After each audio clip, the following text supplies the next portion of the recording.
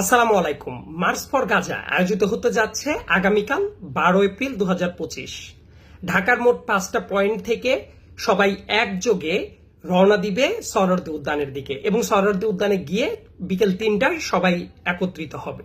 এই March for Gaza আয়োজন করতে যাচ্ছে প্যালেস্টাইন সলিডারিটি মুভমেন্ট বাংলাদেশ এবং তাদের আহ্বানে সাড়া দিয়ে আমিও সেই জায়গাতে যুক্ত থাকবো ইনশাল্লাহ। এবং আপনারা যারা যুক্ত থাকবেন তাদের অনেকের সাথেই ইনশাল্লাহ দেখা হবে আগামীকাল। যে 5টা পয়েন্ট থেকে এই মার্চটা শুরু হবে, মোট 5টা পয়েন্ট আছে: বাংলা মোটর, কাকরাইল মোড়, গুলিস্তান 0 পয়েন্ট, তারপরে আরেকটা আছে বক্সিবাজার মোড়, নীলক্ষেত মোড়। এই কয়েকটা জায়গা থেকে দুপুরের পরেই মানুষ সমবেত হয়ে 3টার ভেতরে সোহরাওয়ার্দী উদ্যানে সবাই প্রবেশ করবে।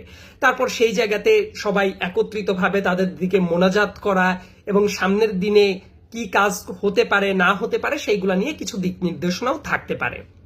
এবং যারা আয়োজক আছেন তারা চমৎকার কিছু নির্দেশনা জারি করেছেন, সেই নির্দেশনাগুলোও কিন্তু সবার মেনে চলাটা অত্যন্ত জরুরি।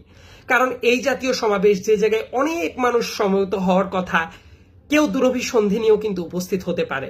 নানা ধরনের বিশৃঙ্খলা তৈরি করে দিয়ে পুরো এই চমৎকার একটা আয়োজনকে বিতর্কিত করে ফেলতে পারে। কিছুদিন আগেই যেমন এই প্যালেস্টাইনের পক্ষের দাবি নিয়ে রাস্তায় নেমে বিভিন্ন ব্যবসা প্রতিষ্ঠান ভাঙচুর এবং লুটপাট করা হয়।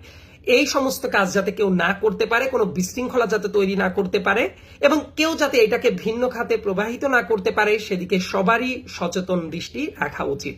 একই সাথে যে ধরনের নির্দেশনা দেয়া আছে, যেমন বাংলাদেশ এবং প্যালেস্টাইনের ফ্ল্যাগ ছাড়া অন্য কোনো ফ্ল্যাগ বা কোনো কিছু যাতে ক্যারি না করা হয়, যেহেতু প্রত্যেকটা রাজনৈতিক দলের যারা আছেন, অরাজনৈতিক ব্যক্তিবর্গ যারা আছেন, সমাজের বিভিন্ন ব্যক্তিরা যারা আছেন, প্রত্যেকেই অংশগ্রহণ করবেন। কোনো দলীয় ব্যানার বা কোনো কিছু ক্যারি করতে নিষেধ করা হয়েছে, যাতে করে এটা সার্বজনীন একটা সলিডারিটি ক্যাম্পেইনই থাকে।